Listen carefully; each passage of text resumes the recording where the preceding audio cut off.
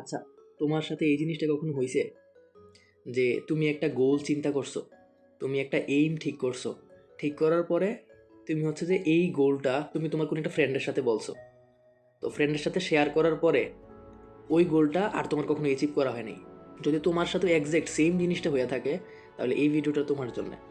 আমরা যখন আমাদের নিজের লাইফ ইমপ্রুভমেন্টের জন্য একটা গোল সেট করি, ওই গোলটা অ্যাচিভ করার পরে আমাদের ব্রেইনে ডোপামিন রিলিজ হয়, তখন আমাদের একটা ভালো লাগা কাজ করে। কিন্তু যখন আমরা গোলটা অ্যাচিভ করার আগেই কার সাথে শেয়ার করে ফেলি, তখন ও যখন আমাদের প্রশংসা করে, আরে ভাই তুই তো অনেক ভালো একটা গোল সেট করছস, বা এরকম কিছু একটা প্রশংসা করে, তখনই হচ্ছে যে আমাদের ব্রেনের মধ্যে ডোপামিন রিলিজ হয়ে যায়। তখন আমাদের ওই আমরা কাজটা কমপ্লিট করার পরে যেই ডোপামিনটা রিলিজ হইতো, যে ভাল লাগাটা কাজ করতো, এইটা কাজ কমপ্লিট করার আগেই হচ্ছে যে রিলিজ হয়ে যায়।